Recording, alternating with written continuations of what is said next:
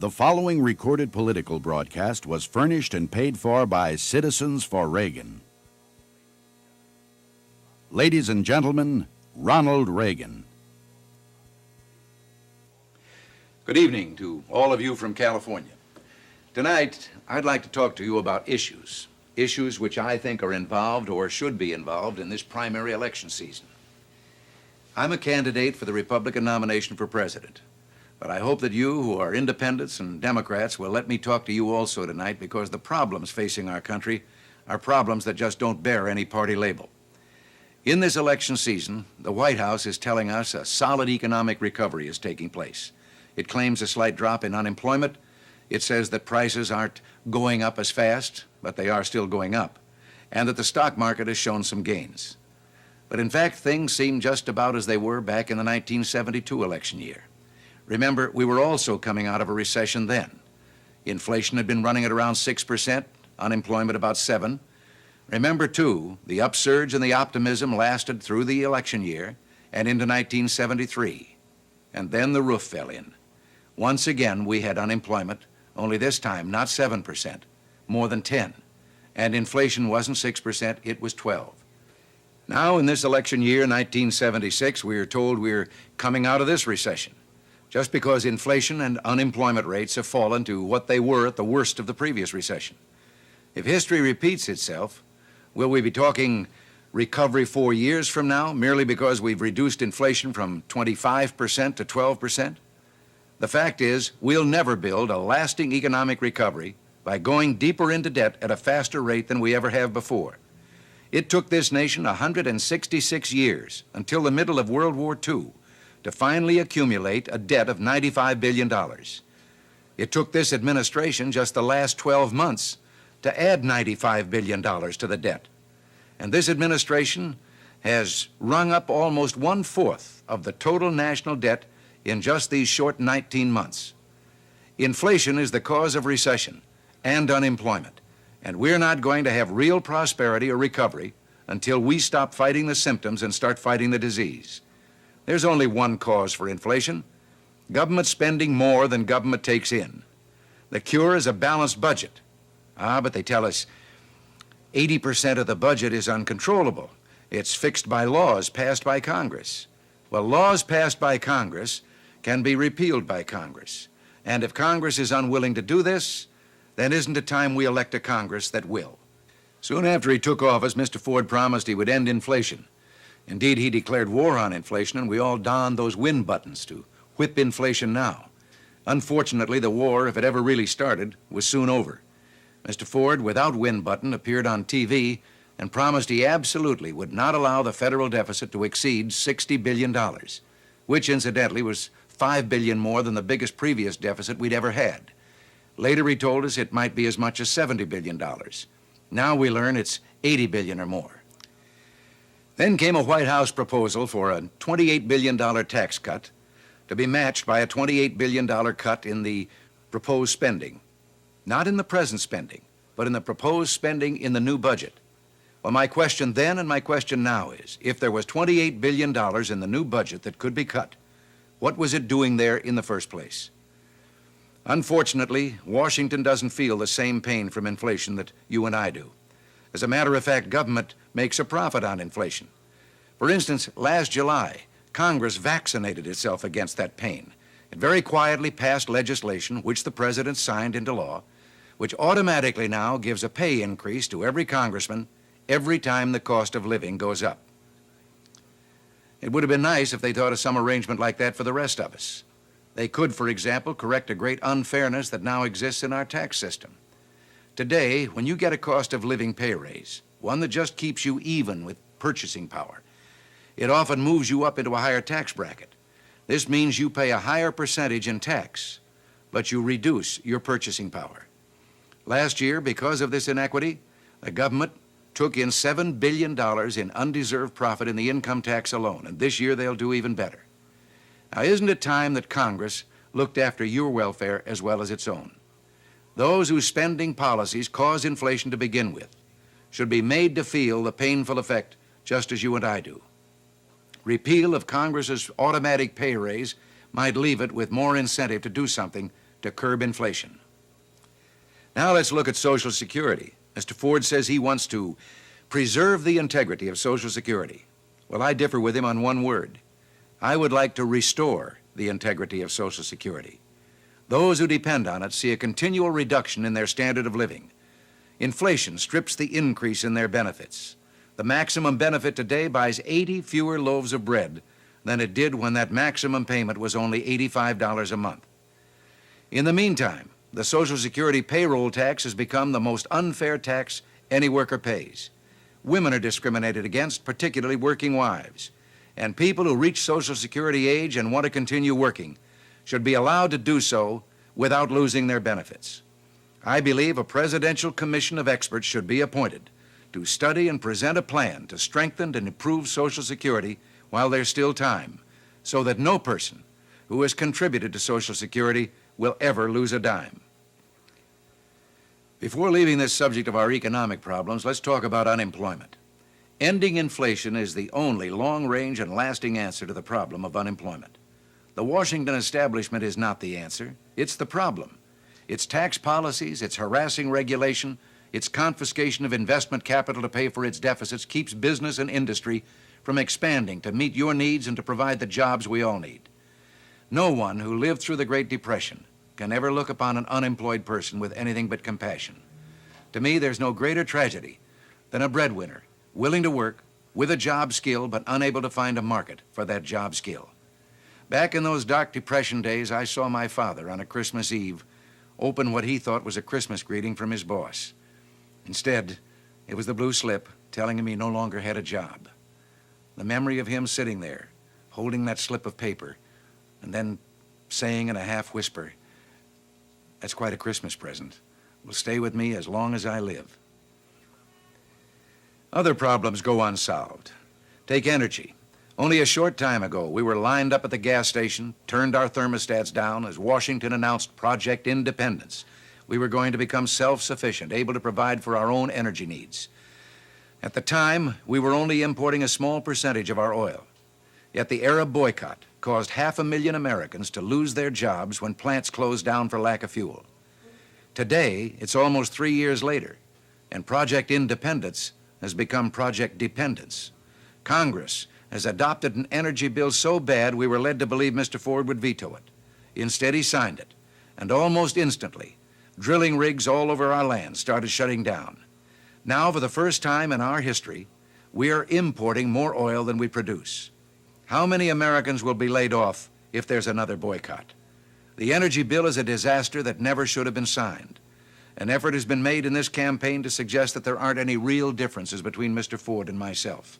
Well, I believe there are, and these differences are fundamental. One of them has to do with our approach to government. Before Richard Nixon appointed him vice president, Mr. Ford was a congressman for 25 years. His concern of necessity was the welfare of his congressional district. For most of his adult life, he has been a part of the Washington establishment. Most of my adult life has been spent outside of government. My experience in government was the 8 years that I served as governor of California. If it were a nation, California would be the 7th-ranking economic power in the world today. When I became governor, I inherited a state government that was in almost the same situation as New York City. The state payroll had been growing for a dozen years at a rate of from 5,000 to 7,000 new employees each year. State government was spending from $1 million to $1.5 million more each day than it was taking in. The state's great water project was unfinished and underfunded by $500 million. My predecessor had spent the entire year's budget for Medicaid in the first 6 months of the fiscal year. And we learned that the teacher's retirement fund was unfunded, a $4 billion liability hanging over every property owner in the state. I didn't know whether I'd been elected governor or appointed receiver. California was faced with insolvency and on the verge of bankruptcy. We had to increase taxes. Well, this came very hard for me because I felt taxes were already too great a burden. I told the people the increase in my mind was temporary and that as soon as we could, we'd return their money to them. I'd never in my life thought of seeking or holding public office, and I'm still not quite sure how it all happened. In my own mind, I was a citizen representing my fellow citizens against the institution of government. I turned to the people, not to politicians, for help.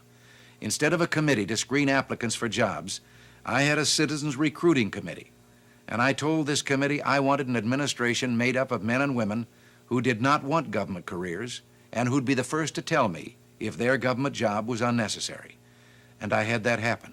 A young man from the aerospace industry dissolved his department in 4 months, handed me the key to his office and told me we'd never needed the department. And to this day, I not only have never missed it, I don't know where it was. There was a reason for my seeking people who didn't want government careers. Dr. Parkinson summed it all up in his book on bureaucracy.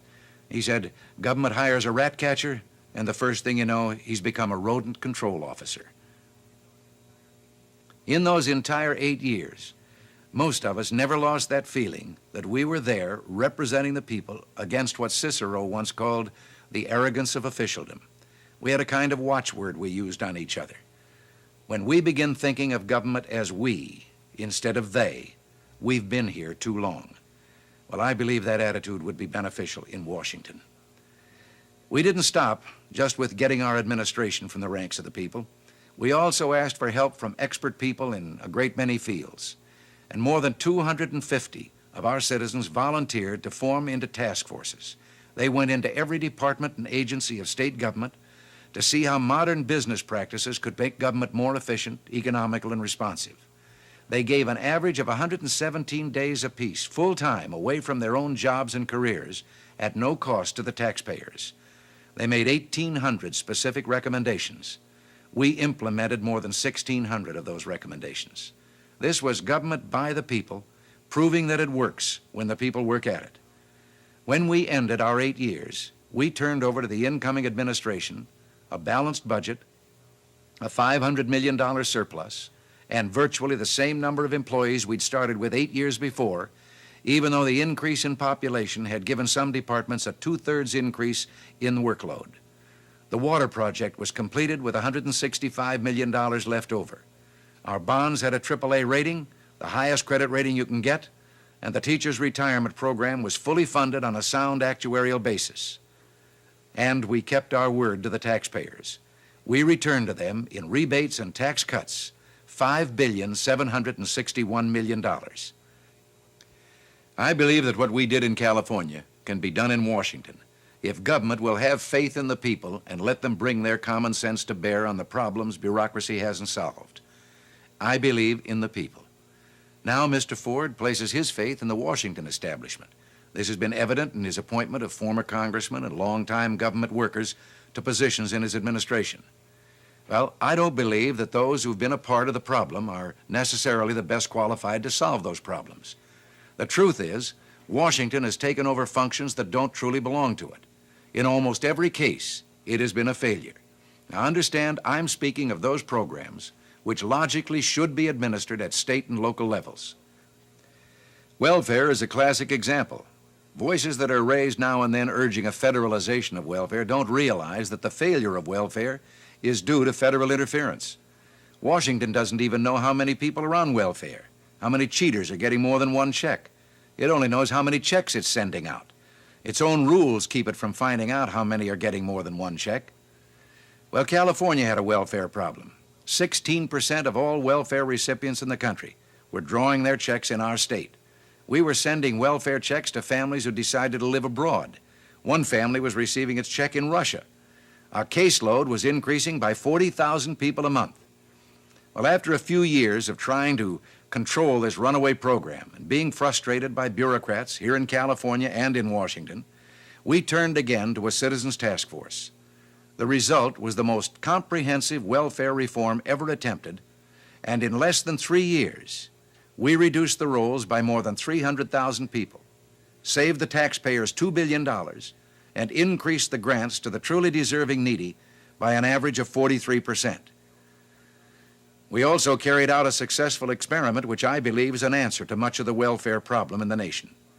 We put able-bodied welfare recipients to work at useful community projects in return for their welfare grants. Now let's look at housing.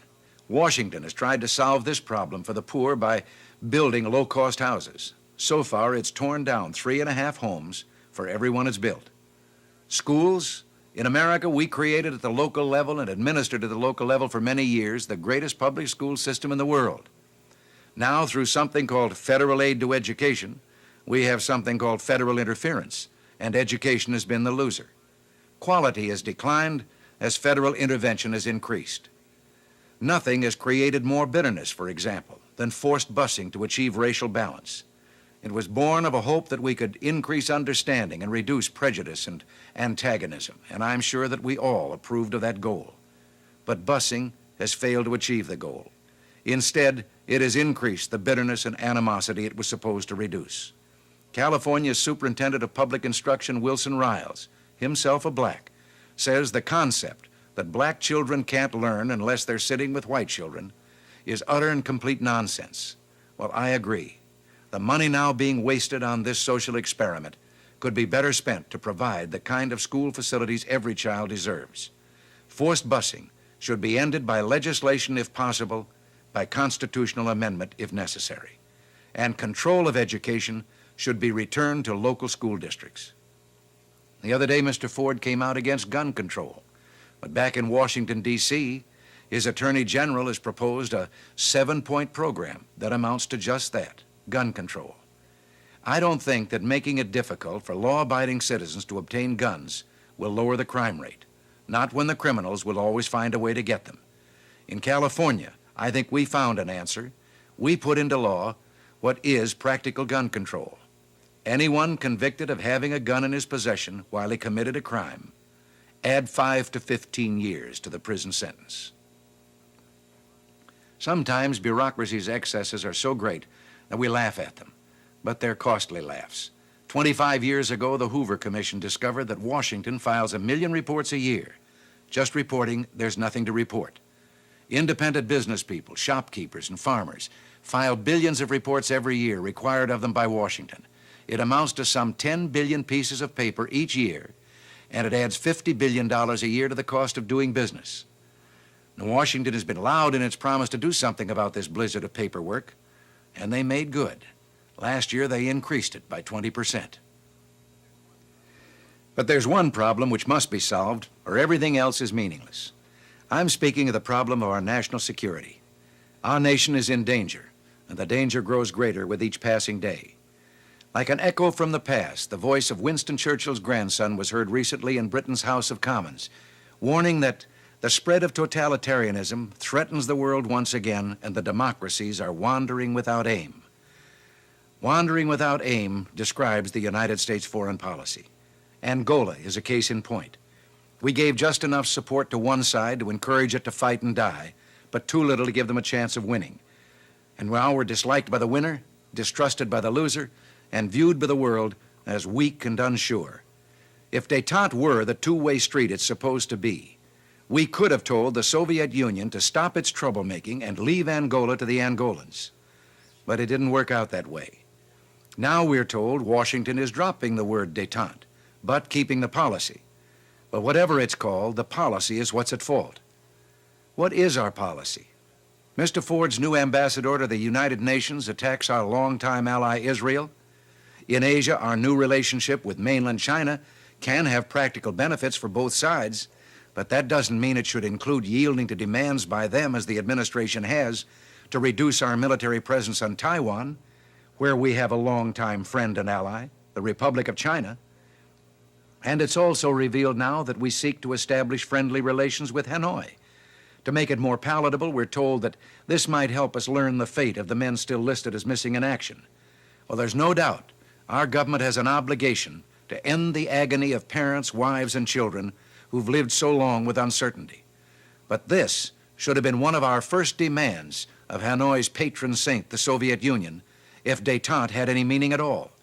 To present it now as a reason for friendship with those who have already violated their promise to provide such information is hypocrisy. In the last few days, Mr. Ford and Dr. Kissinger have taken us from hinting at invasion of Cuba to laughing it off as a ridiculous idea, except that it was their ridiculous idea. No one else suggested it. Once again, what is their policy? During this last year, they carried on a campaign to befriend Castro. They persuaded the Organization of American States to lift its trade embargo, lifted some of the U.S. trade restrictions. They engaged in cultural exchanges. And then, on the eve of the Florida primary election, Mr. Ford went to Florida and called Castro an outlaw and said he'd never recognize him. But he hasn't asked our Latin American neighbors to reimpose a single sanction, nor has he taken any action himself. Meanwhile, Castro continues to export revolution to Puerto Rico, to Angola, and who knows where else. As I talk to you tonight, negotiations with another dictator go forward. Negotiations aimed at giving up our ownership of the Panama Canal Zone. Apparently everyone knows about this except the rightful owners of the Canal Zone. You, the people of the United States. General Omar Torrijos, the dictator of Panama, seized power 8 years ago by ousting the duly elected government. There have been no elections since, no civil liberties, the press is censored. Torrijos is a friend and ally of Castro, and like him is pro-communist. He threatens sabotage and guerrilla attacks on our installations if we don't yield to his demands. His foreign minister openly claims that we have already agreed in principle to giving up the Canal Zone. Well, the Canal Zone is not a colonial possession.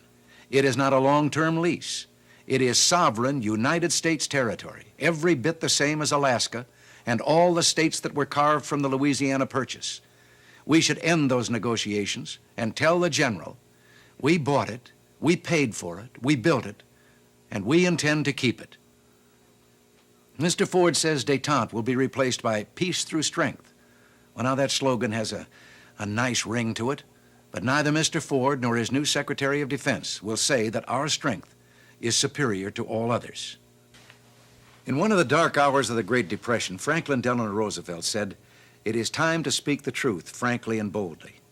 Well, I believe former Secretary of Defense James Schlesinger was trying to speak the truth frankly and boldly to his fellow citizens, and that's why he's no longer Secretary of Defense. The Soviet Army outnumbers ours more than 2 to 1, and in reserves 4 to 1. They outspend us on weapons by 50%. Their Navy outnumbers ours in surface ships and submarines 2 to 1. We're outgunned in artillery 3 to 1, and their tanks outnumber ours 4 to 1. Their strategic nuclear missiles are larger, more powerful, and more numerous than ours. The evidence mounts that we're number 2 in a world where it's dangerous, if not fatal, to be second best. Is this why Mr. Ford refused to invite Alexander Solzhenitsyn to the White House? Or why Mr. Ford traveled halfway around the world to sign the Helsinki Pact, putting our stamp of approval on Russia's enslavement of the captive nations? We gave away the freedom of millions of people, freedom that was not ours to give. Now we must ask if someone is giving away our own freedom. Dr. Kissinger is quoted as saying that he thinks of the United States as Athens and the Soviet Union as Sparta. The day of the U.S. is past, and today is the day of the Soviet Union. And he added, my job as Secretary of State is to negotiate the most acceptable second-best position available. Well, I believe in the peace of which Mr. Ford speaks as much as any man. But peace does not come from weakness or from retreat. It comes from the restoration of American military superiority.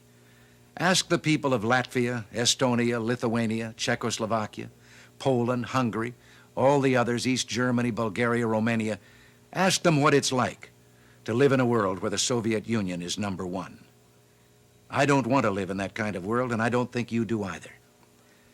Now we learn that another high official of the State Department, Helmut Sonnenfeld, whom Dr. Kissinger refers to as his Kissinger, has expressed the belief that in effect the captive nations should give up any claim of national sovereignty and simply become a part of the Soviet Union. He says their desire to break out of the Soviet straitjacket threatens us with World War III. In other words, slaves should accept their fate. Well, I don't believe the people I've met in almost every state of this union are ready to consign this, the last island of freedom, to the dustbin of history along with the bones of dead civilizations of the past. Call it mysticism if you will, but I believe God had a divine purpose in placing this land between the 2 great oceans, to be found by those who had a special love of freedom and the courage to leave the countries of their birth. From our forefathers to our modern-day immigrants, we've come from every corner of the earth, from every race and every ethnic background, and we've become a new breed in the world. We're Americans, and we have a rendezvous with destiny. We spread across this land building farms and towns and cities, and we did it without any federal land planning program or urban renewal. Indeed, we gave birth to an entirely new concept in man's relation to man. We created government as our servant, beholden to us, and possessing no powers except those voluntarily granted to it by us. Now, a self-anointed elite in our nation's capital would have us believe we're incapable of guiding our own destiny. They practice government by mystery, telling us it's too complex for our understanding. Believing this, they assume we might panic if we were to be told the truth about our problems. Why should we become frightened? No people who have ever lived on this earth have fought harder, paid a higher price for freedom, or done more to advance the dignity of man than the living Americans, the Americans living in this land today. There isn't any problem we can't solve if government will give us the facts, tell us what needs to be done, and then get out of the way and let us have at it. Recently, on one of my campaign trips, I was doing a question and answer session. And suddenly, I received a question from a little girl, couldn't have been over 6 or 7 years old, standing in the very front row. I'd heard the question before, but somehow, in her asking it, she threw me a little bit. She said, "Why do you want to be president?" Well, I tried to tell her about giving government back to the people. I tried to tell her about turning authority back to the states and local communities and so forth. Winding down the bureaucracy might have been an answer for adults, but I knew that it wasn't what that little girl wanted, and I left very frustrated. It was on the way to the next stop that I turned to Nancy, and I said I wish I had it to do over again, because I'd like to answer her question. Well, maybe I can answer it now. I would like to go to Washington. I would like to be president, because I would like to see this country become once again a country where a little 6-year-old girl can grow up knowing the same freedom that I knew when I was 6 years old growing up in America. If this is the America you want for yourself and your children, if you want to restore government not only of and for, but by the people, to see the American spirit unleashed once again, to make this land the shining golden hope God intended it to be, I'd like to hear from you. Write or send a wire. I'd be proud to hear your thoughts and your ideas. Thank you, and good night.